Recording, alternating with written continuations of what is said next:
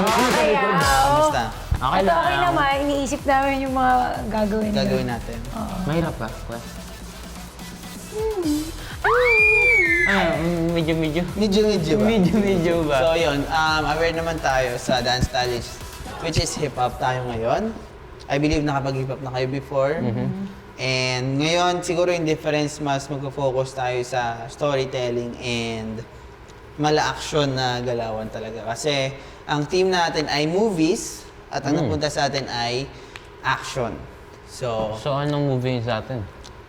Mission Impossible. Hey, Yun yung- tatatumbling ka na. Ano na? Uy, ako. Marami siyang jumps, marami siyang moments na nasa floor tayo. May mga moments na para kayong nag-aaway talaga. And then meron tayong props na iikot doon yung buong concept natin. Start na tayo? Mission Impossible. Mission Impossible. So ano yun, parang triggeran ng bomba? Hindi, Mission Hindi pwede. Impossible yung hindi mo nakikita. Ano ka ba? Love siya. Impossible. Ate, hindi ka nanonood Invisible ng... yun din. Ay, invisible.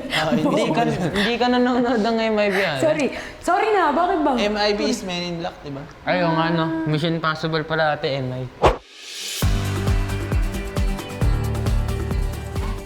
Okay na, game na. Ready na. So, start tayo ng... Busog ko lang to. Okay. Sabayin lang ako ng arms ng N1 and 2.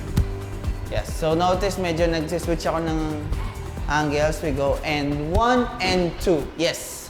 Tapos yung arms natin dapat buhay na buhay. N1 and 2. Tapos yung paa natin, N1 and 2.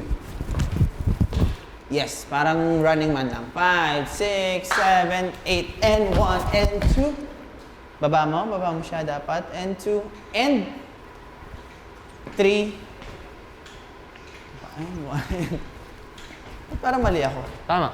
Magkasunod po kasi. And 3, and 4. Okay, cut.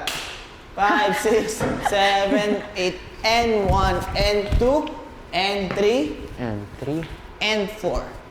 and 4.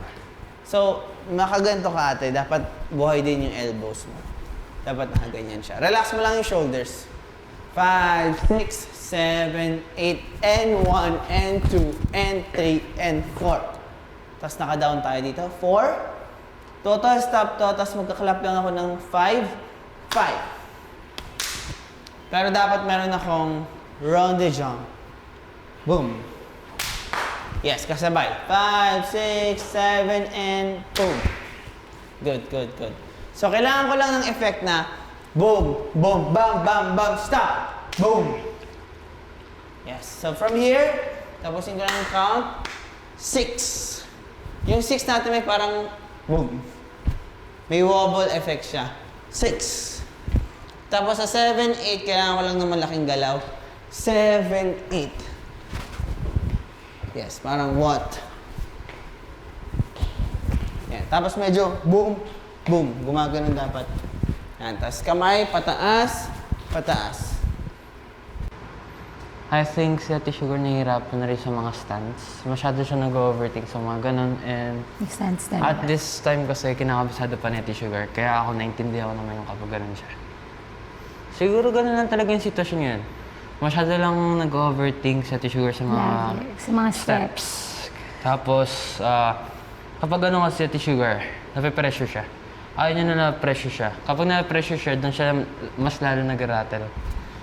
Kaya kapag mas maganda na hindi siya nape-pressure, kasi kapag hindi siya na-pressure, doon siya, kalma lang. Tapos lahat ng tinuturo sa kanya pumapasok agad. Happy naman ako na, kanina niya pa ako sinasabihan kasi nga, kilala niya na rin ako. So more na ako inaano, talagang hindi ko siya nagagawa. So nung sinasabi sa akin, relax lang, alam kong nararamdaman niya, hindi talaga ako relax. But yun nga, marirelax din naman ako. It takes time. Hindi ka agad mawala yung relax mo sa isang sabi lang. Hindi siya ganun-ganun. Pag nasimulan kasi ako, parang, pero hindi dapat ganun. Tama yun. Hindi dapat laging ganun. Pero, tinatry ko yung best ko na hindi maging ganun. Yun. Pero yun. Ganun eh. Ano lang,